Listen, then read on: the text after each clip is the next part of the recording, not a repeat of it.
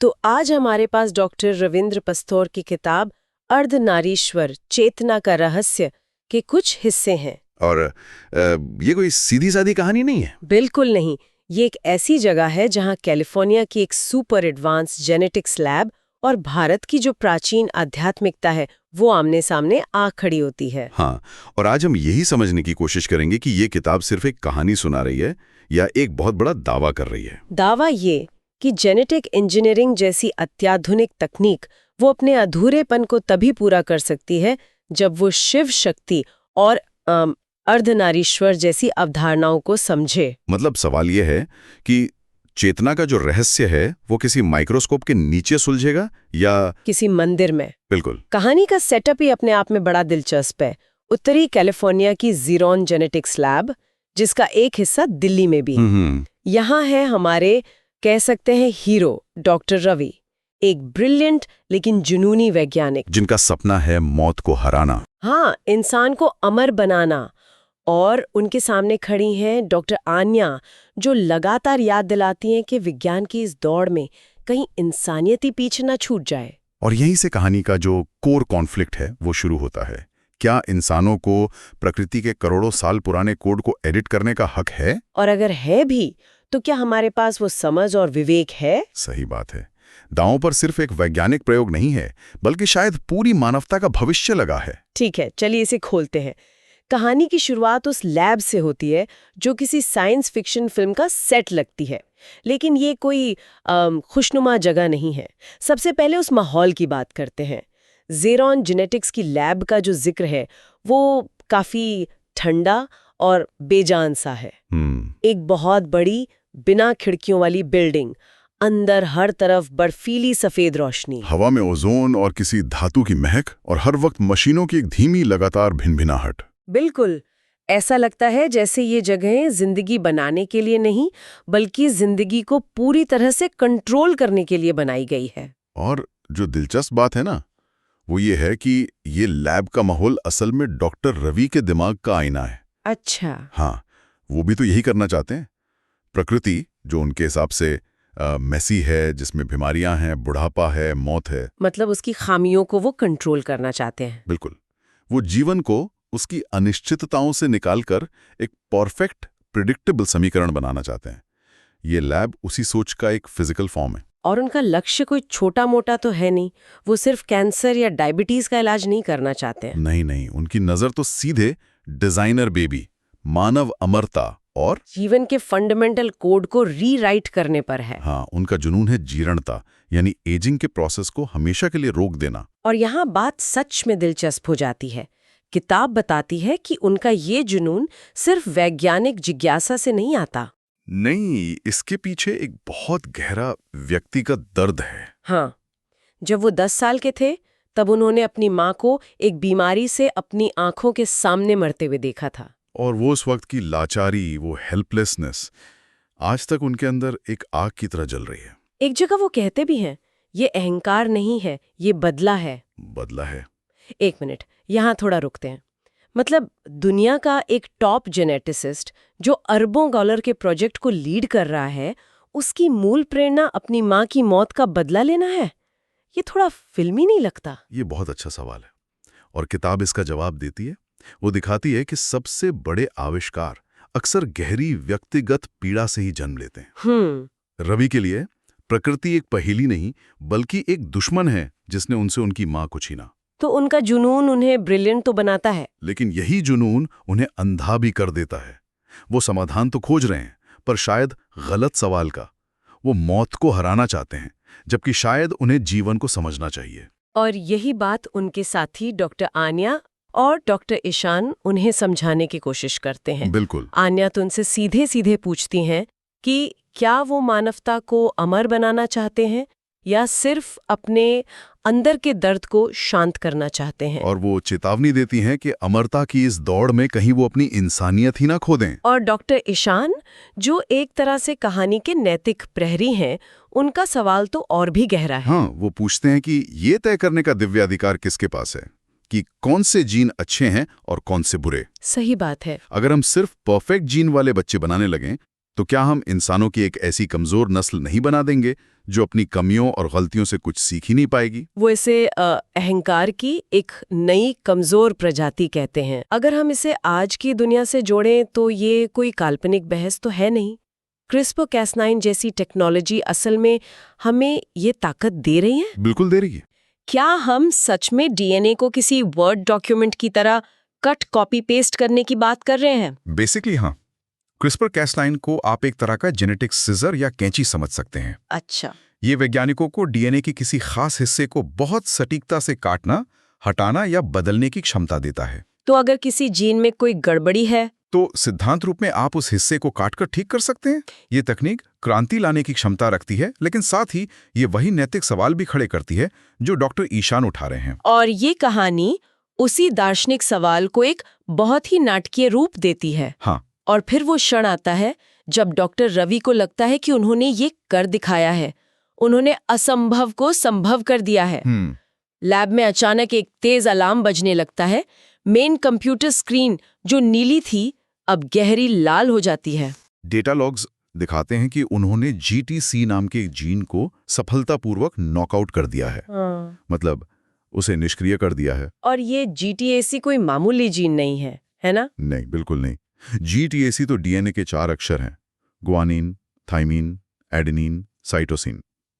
किताब के मुताबिक ये जीन कोशिकाओं के बूढ़े होने की प्रक्रियाओं को नियंत्रित करता है। तो इसे बंद कर देने का मतलब है सिद्धांत रूप में आपने बुढ़ापे को रोक दिया है। हाँ, ये अमरता की तरफ पहला और सबसे बड़ा कदम है।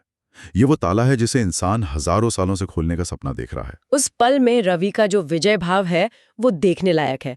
वो कहते हैं अब हम रचयिता बन सकते हैं। उन्हें लगता है कि उन्होंने प्रकृति के सबसे बड़े नियम मृत्यु को सीधी चुनौती दे दी है। लेकिन विज्ञान की सबसे खूबसूरत और डरावनी बात यही है क्या? कि आप एक जवाब खोजने निकलते हैं और आपको 10 नए सवाल मिल जाते हैं। बिल्कुल।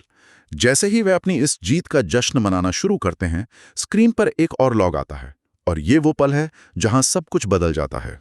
क्या होता है? पास का ही एक और जीन जिसे GATT कहा गया है, उसमें अपने आप एक अप्रत्याशित बदलाव, एक म्यूटेशन होने लगता है। और ये म्यूटेशन उन्होंने प्रोग्राम नहीं किया था। नहीं, कोशिका, द सेल, खुद ब खुद प्रतिक्रिया दे रही थी। तो इसका मतलब यह है कि जिस सिस्टम पर उन्हें पूरा नियंत्रण होने का यकीन था, वो उनकी पकड़ से बाहर होकर काम कर रहा था। हाँ, ऐसा लग रहा था मानो प्रकृति कह रही हो, तुमने एक नियम तोड़ा तो मैं दूसरा बना लूंगी। एक वैज्ञानिक के लिए ये सबसे बड़ा कौशमार है। बिल्कुल, ये एक जबरदस्त मोड़ है। ये दिखाता है कि जीवन सिर्फ एक लीनियर कोड नहीं है जिसे आप अपनी मर्जी से एडिट कर सकें। ये एक जटिल, गतिशील सिस्टम है और सेल्फ करेक्टिंग सिस्टम है। जब आप एक हिस्से को जबरदस्ती बदलते हैं तो पूरा सिस्टम उस संतुलन को वापस पाने की कोशिश करता है, उन तरीकों से जिनकी आप कल्पना भी नहीं कर सकते। रवि की बनाई हुई पूर्णता को प्रकृति की अपनी बुद्धि चुनौती दे रही थी। हाँ? और यही अप्रत्याशित गड़बड़ी कहानी को सीधे लैब से निकालकर आध्यात्म के दरवाजे पर ले आती। बिल्कुल। यहीं पर डॉक्टर आनिया अर्धनारीश्वर की अवधारणा सामने रखती हैं। और वो इस वैज्ञानिक गड़बड़ी को एक आध्यात्मिक नजरिए से समझाती हैं। उनकी व्याख्या बहुत गहरी है। वो कहती हैं कि कोशिका किसी भी तरह के असंतुलन को बर्दाश्त नहीं करती। जीवन फंडामेंटल लेवल पर एक संतुलन पर आधारित है। पिता से मिला 50% पुरुष तत्व, जिसे किताब में चेतना या शिव कहा गया है, और माता से मिली 50% प्रकृति यानी पदार्थ या ऊर्जा, जिसे शक्ति कहा गया है। ये कनेक्शन बहुत दिलचस्प है, लेकिन थोड़ा और समझना होगा। किताब ये कैसे तर्क देती है कि सिर्फ माँ से मिलने वाला माइटोकॉन्ड्रिया प्रकृति या ऊर्जा का प्रतिनिधित्व करता है? क्या इसका कोई वैज्ञानिक आधार है? ये एक बेहतरीन सवाल है। किताब यहाँ विज्ञान और दर्शन को मिला देती है। देखिए, वैज्ञानिक तथ्य यह है कि माइटोकॉन्ड्रिया, जो हमारी कोशिकाओं का पावर हाउस होता है, जो ऊर्जा बनाता है, हाँ, वो हमें हमेशा अपनी माँ से ही मिलता है, पिता के डीएनए से नहीं। तो किताब इस वैज्ञानिक तथ्य की एक दार्शनिक व्याख्या करती है। अच्छा। वो कहती है कि ये शक्ति या प्रकृति का स्थिर आधार है जो माँ से आता है। जब रवि ने सिर्फ कोड, जिसे वो पुरुष चेतना से जोड़ती है, उससे छेड़छाड़ की और इस ऊर्जा के संतुलन को नजरअंदाज किया, तो सिस्टम ने विद्रोह कर दिया। और कोशिका ने खुद को संतुलित करने की कोशिश की, जिससे वो अप्रत्याशित म्यूटेशन हुआ। एग्जैक्टली। वाओ! तो किताब ये नहीं कह रही कि डीएनए सिर्फ शिव शक्ति का प्रतीक है, वो कह रही है कि डीएनए का जैविक कार्य ही इस द्वैत पर, इस ड्युअलिटी पर आधारित है। बिल्कुल, ये आध्यात्म को एक परिकल्पना में बदल देता है जिसे लैब में परखा जा सकता है। ये सिर्फ एक रासायनिक कोड नहीं, बल्कि एक गहरा आध्यात्मिक सिद्धांत बन जाता है। जैसे ब्रह्मांड की हर चीज, पॉजिटिव और नेगेटिव, दिन और रात, जीवन भी इसी संतुलन पर टिका है। और ठीक इसी पल डॉक्टर रवि को अपनी खोज की सबसे बड़ी कमी का एहसास होता है। उन्हें क्या समझ आता है? वो समझते हैं कि वो जीनोम को पढ़ सकते हैं, उसके हर केमिकल अक्षर को पहचान सकते हैं, लेकिन वो उसे समझ नहीं पा रहे। क्योंकि ये सिर्फ एक निर्देश पुस्तिका नहीं है, बल्कि जैसा किताब में लिखा है, किसी गहरे अमूर्त रहस्य का वाहक है। तो मतलब ये है कि उन्होंने मशीन के सारे पुर्जे समझ लिए, लेकिन ये नहीं समझ पाए कि उसे चला कौन रहा है। सही। ये चेतना वाला हिस्सा, यही सबसे बड़ी पहेली है। उन्होंने जीवन का नक्शा तो बना लिया है, पर उस नक्शे को जीवंत करने वाली चेतना को पूरी तरह नजरअंदाज कर दिया। और यही अधूरी समझ उस वैज्ञानिक त्रुटि का कारण बनती है। ये एक तरह का वैज्ञानिक अहंकार का टूटना है। उन्हें लगता था कि अगर वो कोड जानते हैं तो वो कहानी को भी नियंत्रित कर सकते हैं। लेकिन अब उन्हें पता चलता है कि कोड के पीछे एक लेखक भी है, एक चेतना है जिसके नियमों को वो समझ नहीं पाए हैं। और ये एहसास उन्हें तोड़कर रख देता है। तो अब सवाल ये उठता है कि अगर जवाब अरबों डॉलर की इस लैब में नहीं है, तो फिर कहाँ है? इसका जवाब भी आनिया ही देती हैं। हाँ, वो कहती हैं कि विज्ञान ने उन्हें आधा सच दिया है, भौतिक शरीर का 50%, बाकी आधा यानी आध्यात्मिक आत्मा का सच प्राचीन ज्ञान की धूल के नीचे दबा हुआ है। और ये कहानी का निर्णायक मोड़ है। दुनिया की सबसे एडवांस्ड जेनेटिक्स लैब के दिल में खड़े होकर डॉक्टर रवि को यह एहसास होता है कि उनकी चेतन जीनोम परियोजना का अगला कदम किसी मशीन से नहीं, बल्कि एक तीर्थयात्रा से उठाया जाएगा। हाँ, बिल्कुल, उन्हें एक रहस्यमयी खिंचाव महसूस होता है, भारत की ओर से, शिव की शाश्वत नगरी काशी से। ऐसा लगता है मानो कोई प्राचीन शक्ति अपने भटके हुए साधक को घर बुला रही हो। उनकी जो प्योर साइंटिफिक क्वेस्ट थी, अब वो एक स्पिरिचुअल जर्नी बनने जा रही है। उन्हें समझ आ जाता है कि जीनोम के रहस्य को खोलने के लिए उन्हें सिर्फ माइक्रोस्कोप से नीचे नहीं झांकना होगा, बल्कि अपने अंदर भी झांकना होगा। और ये यात्रा सिर्फ एक जगह से दूसरी जगह जाना नहीं है, ये एक नजरिए का बदलाव है।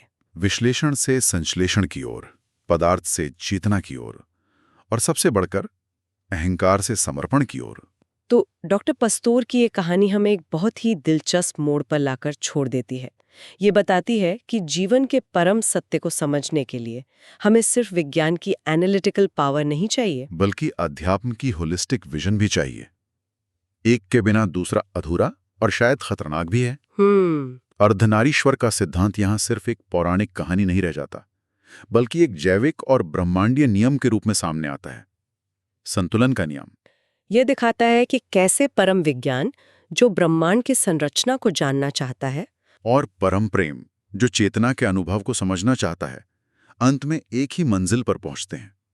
वे एक ही सत्य के दो पहलू हैं। ये कहानी सुनने वालों के लिए एक गहरा सवाल छोड़ जाती है। अगर हमारा डीएनए सिर्फ एक जैविक कोड नहीं, बल्कि चेतना और आध्यात्मिक सिद्धांतों का वाहक भी है, तो एक इंसान के तौर पर हमारी असली क्षमता क्या है? और तब क्या होता है जब एक वैज्ञानिक अपने सबसे बड़े सवालों के जवाब प्रयोगशाला के बजाय किसी मंदिर की सीढ़ियों पर खोजने निकलता है?